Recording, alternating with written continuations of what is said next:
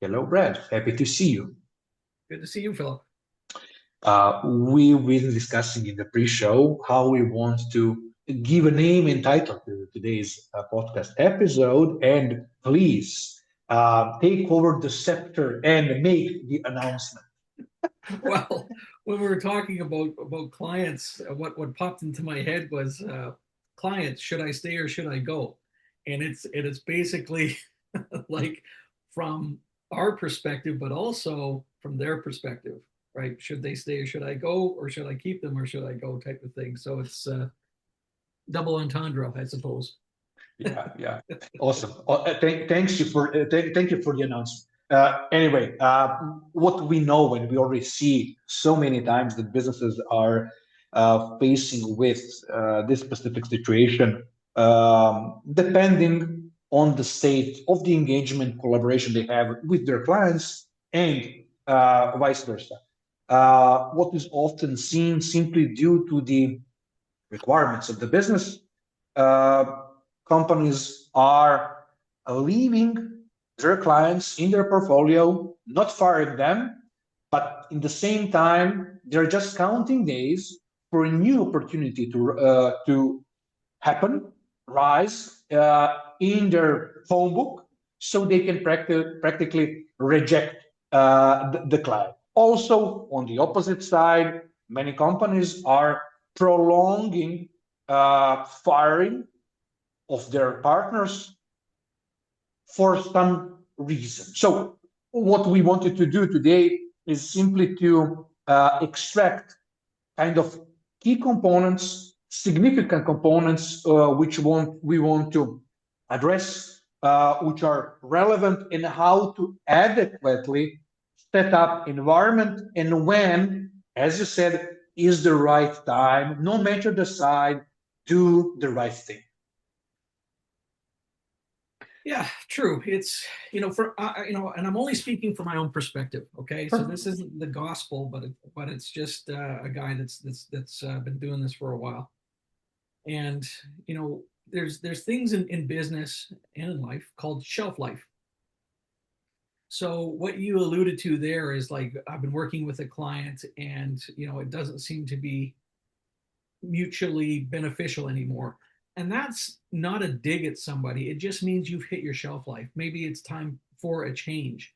And that can be done very professionally, where you can have the conversation. And I always, when I've done this, and it's been very few times, but when I've done this, is I just said, are you finding these sessions as impactful as you used to? And this was a sales executive I was working with. And she says, no, actually, now that you mentioned, I've been thinking about that. And I'm a body language expert. So maybe I Mm-hmm. was picking up on that as well. Like that was, and so we both decided to stop for a while, and let's see what happens. Now she hasn't come back, and that's okay. We have a great relationship, and should an opportunity arise or she gets stuck again, I'm pretty sure the phone will ring. But we keep in touch and we go for lunch from time to time. Okay, so that's that particular situation.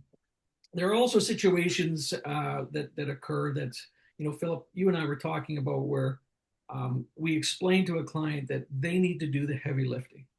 Okay. Mm-hmm. This is, as a personal trainer, I can't go do the workout for you and you get the abs. It just Yeah, doesn't work. yeah, So some people understand that on the surface, but they don't. So it's kind of like the word accountability. We're all for accountability until you're held accountable. Then suddenly you got an issue with it. So you can run into those kind of clients that they go into victim mode where they're the hurt party and you're the problem because they can't accept responsibility. Those kind of situations, if you can't, if you've after some discussion have come to a point where you just can't seem to get them on side, that might be a situation where you go, clearly you're not pleased with the services and we're not getting to where you needed to be. Perhaps we should stop. I have some referrals for you, and perhaps there's other colleagues. Perhaps another voice is needed. That can happen. I mean, look at yeah, sports. One player is terrible on a team. They go to another team with different coach, different voice, different technique. Boom, and they yeah. soar. So it's about having that humility, going, like I never think that I've got all the answers, and I don't think I can coach everybody, because I know that's not true.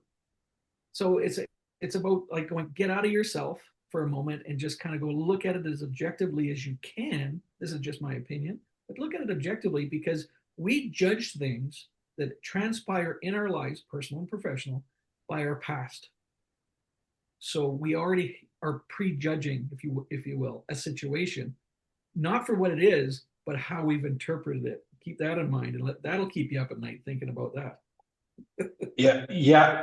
That's a great point, and this helped me remind of one thing that people are often in the, especially when you have a longer engagement, mutual respect, great relationship, and even expanded from business to friendship.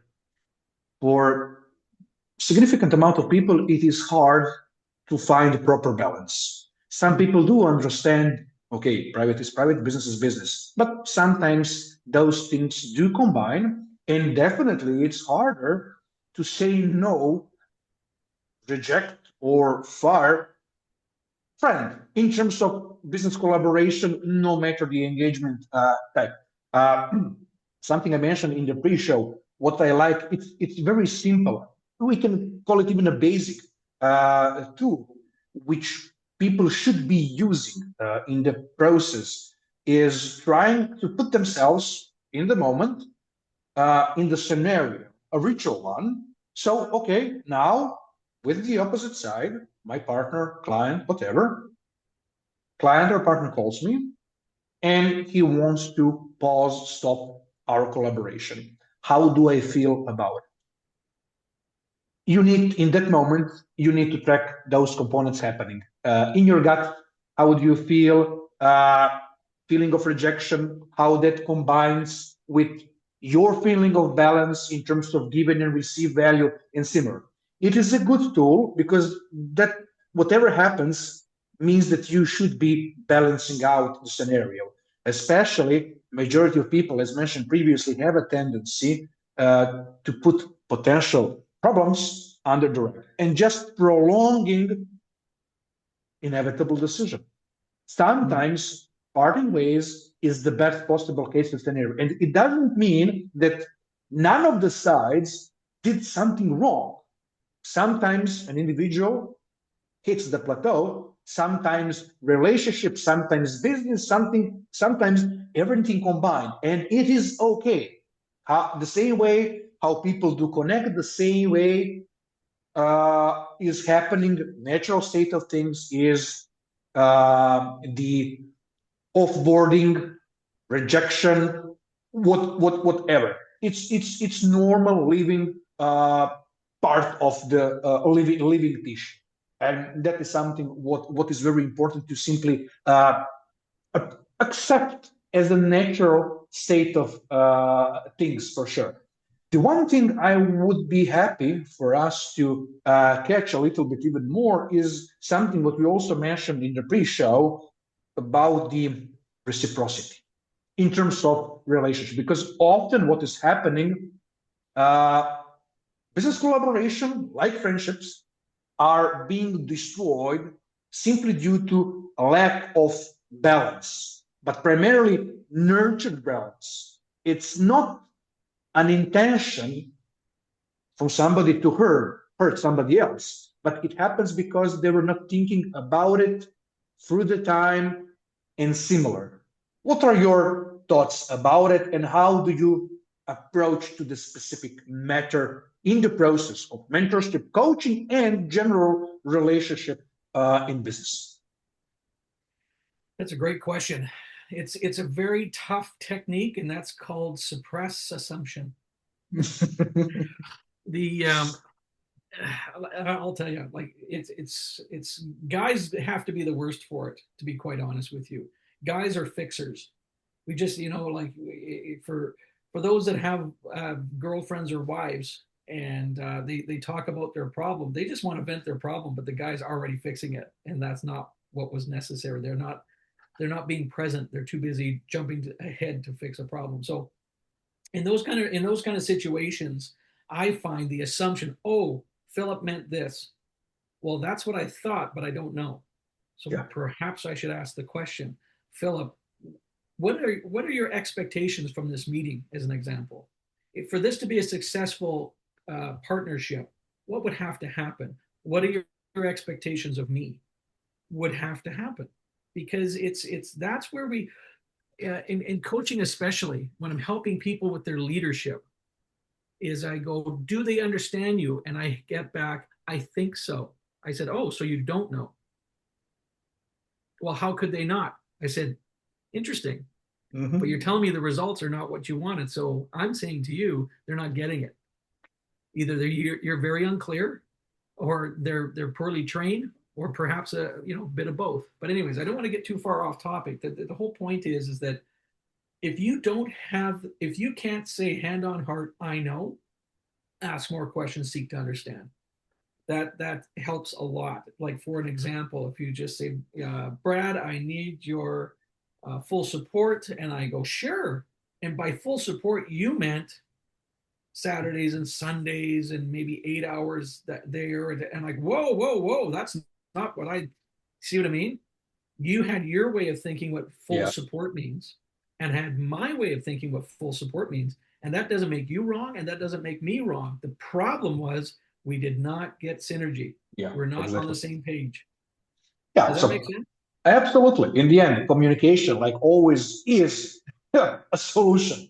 Right. And yeah, as I said, people are way too often leaning on the assumptions, and that is very critical because yeah, that is roadway to bad decisions. But if you communicate with the partner, simply mutual respect, absolutely. Nobody will be thinking that you or me are dumb because we are asking questions. No, it's alignment. It's alignment. The goal Yeah. is alignment, mutual support, satisfaction, and in final joint goals. So there is no reason to try to make a leap, jump over it, resolve it, manage it, nurture it, and continuously get back to it.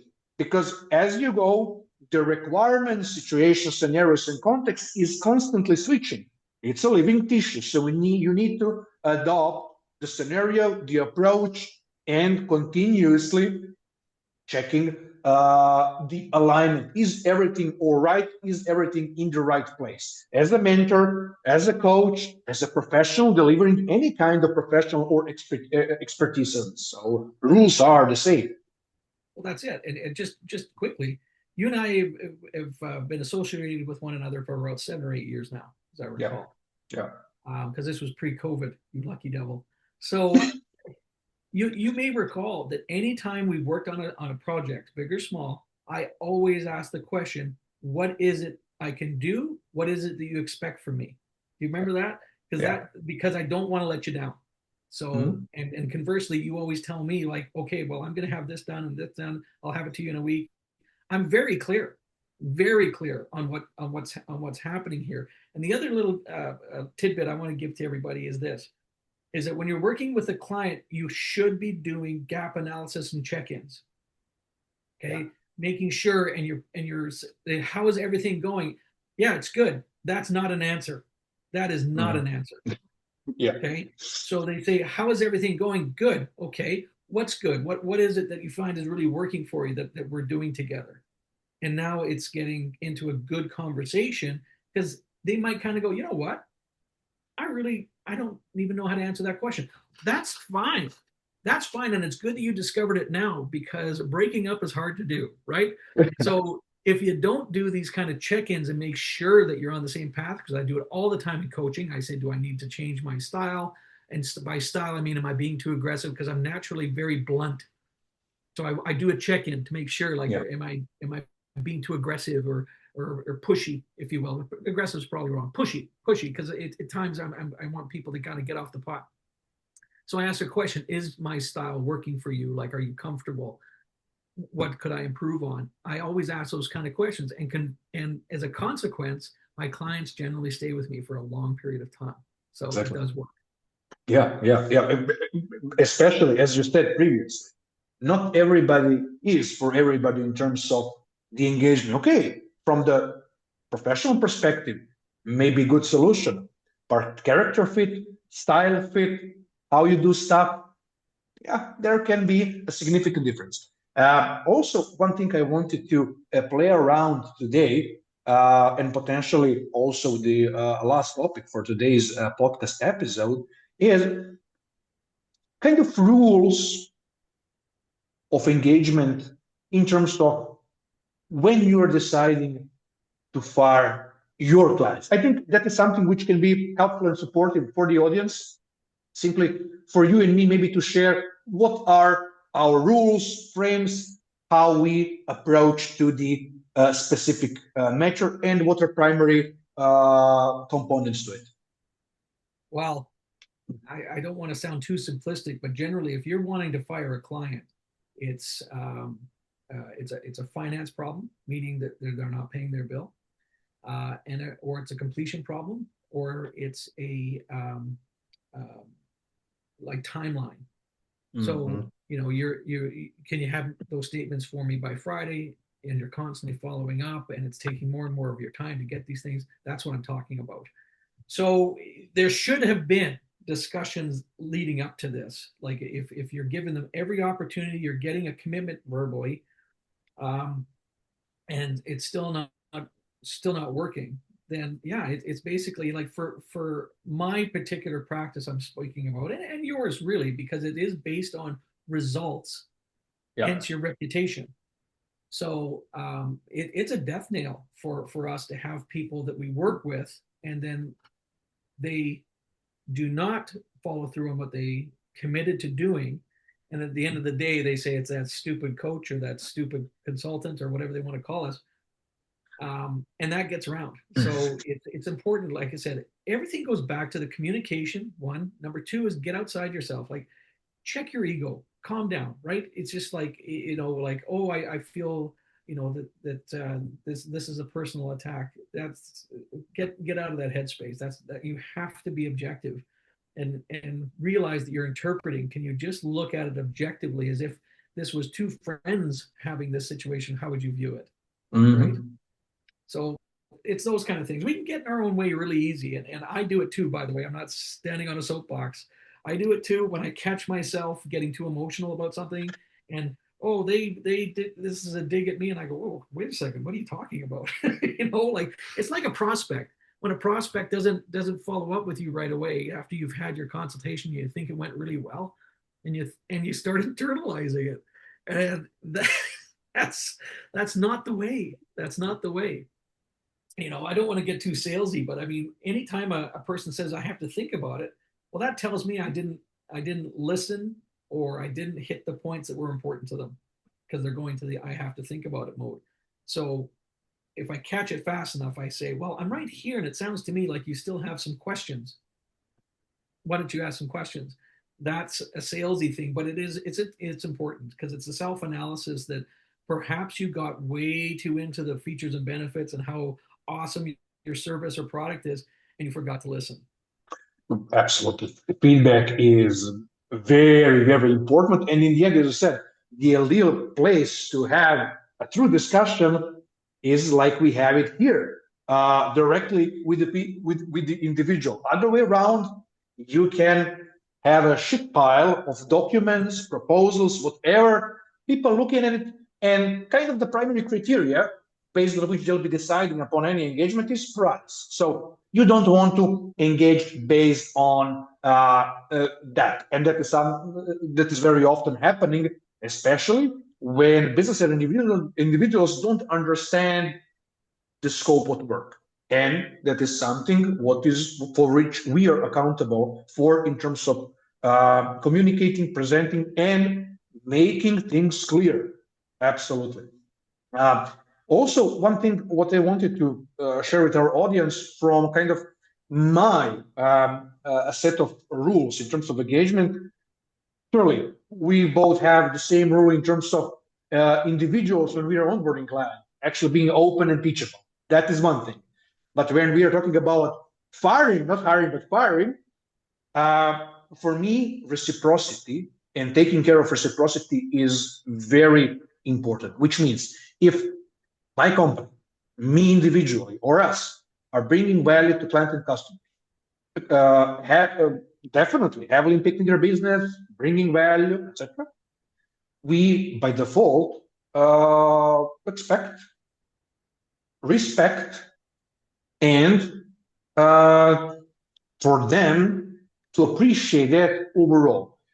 For me, what was always very significant trigger where I was immediately firing clients was an ask, an inquiry from a client to make some financial reduction, especially after previously we were doing something significant for them, even self-inflicted scope creep, but it was communicated. And we said, okay, you need to understand this is something what is not in the frame we've discussed and decided upon together in terms of our engagement, but we can and we will do it. So in the future, if that is something what happens, I am very fast on the trigger because that is simply a lack of respect. And if money, which was initially not an issue for us, is issue for them, so long, farewell. And I'm very, very straightforward about even communicating immediately with our clients in the process of onboarding because, like yourself, I like to paint very clear picture of engagement, expectations, how we operate, and if that is a good fit for the client, for you, for them, fine. If not, even better because nobody will be wasting time. No, I understand what you're saying, Philip, and it's the value proposition Mm-hmm. and trying to, I always say I'm not Walmart. So if you're Yeah, coming here for 99 cents, you're in the wrong department, so to speak. exactly. So look, women can go buy a purse and they can go buy a Louis Vuitton purse, and they're going to be a different price. So the old adage is, if you go into a Louis Vuitton and ask how much something is, you can't afford it, and they make no apologies. That's their market. Okay, Exactly. so you can go on to these Kijiji sites or whatever and find somebody for 99 bucks an hour who promises the earth, moon, and the stars, and it'll fall flat. It's not going to get you what you need. So if you want basically what I'm saying is, if you're looking for results and you're serious, it's pay now. And what that means is that you can go the cheap way. That's totally your prerogative, but you will pay later because it's not going to get it done to the degree that you need. And that's where people get uncomfortable, as they look at it, because we're a Walmart world. We want everything for a deal. And when I used to do a lot more consulting in my early years, and I would get that question, well, can you do something about the price? I would say absolutely. What would you like to eliminate? Exactly. So just so they understand, like, no, like there's value here. If Philip, I talked to you about this company I was in, and we had great success on profit, fantastic success. And so I used to tell my other clients that I go, if I could increase, I'm just making a point, by the way, if I could increase your profit, if you're expecting to profit $2 million this year and you profited 3 million, so that's an extra $1 million. I said, would you cut me a check for 100 grand? Yes. Nobody's ever said no to me. Everybody would. So think about that for a moment. So initially you're making $2 million profit, and I go, my fees $100,000, and oh gee, well, could you? It's different. But then, like I said, when I go, that you will have this fixed, I'm going to help you with these costs that are clearly out of control, but I'm also going to help you massage your sales, which trickles down to your bottom line. Mm-hmm. And my goal is going to be to increase your profit. Let's say I estimate six to $800,000, but I'm saying my fee's 100 grand. But if I hit 1 million, my fee's still $100,000. Yeah. That's just a point. So it's interesting. It's kind of like, I'll buy the lottery ticket, but only if it's a winner. It's just like, look, guys, it's at the end of the day, I just want to close with this. At the end of the day, these things take a lot of work. And a lot of work generally comes from your crappy habits and perhaps some knowledge that you don't have. So I got to change some we change some habits, that you need to do some things differently if you want something different. That's the biggest foe. Well, we've always done it that way. I'm very happy for you. But your way is getting you what you currently have. You're telling me you want this. Well, guess what? Something has to change. Are you ready? And that comes at a premium. So, like I said, I make no apologies for it. I'm not the cheapest business coach out there in the world, but I'm certainly not the most expensive. I know the market that I want to work in, and I'm quite happy with it. Absolutely, absolutely, absolutely. In the end, great point. I just before we go on to share one anecdote, you reminded me of one guy, and I'm constantly mentioning him because it was a funny moment, fully following what you've said. Initially, when I had a meeting with him, he presented his business. We are 35-year-old startup. I understand and understood very soon why. He was never ready to make significant investment into his business, and that was detrimental. And that is the reason why he is sitting 30 plus years in the same freaking seat. Right. Right. So, yeah. Yeah, 100%. I mean, people say, oh, they're afraid of success. I said, no, I don't believe in that at all. They're afraid of change. Exactly. Awesome. I think we've covered this topic pretty well. Yeah, we hammered away at it, didn't we? Yeah. People can definitely find us here. People can find us on our fractional CEO websites, and for sure, we are pretty much active on LinkedIn. So, Brad, what to say? This was an amazing, and I'm looking forward to the next. I love the conversation, Philip. Keep them coming. See you. Bye bye. So long.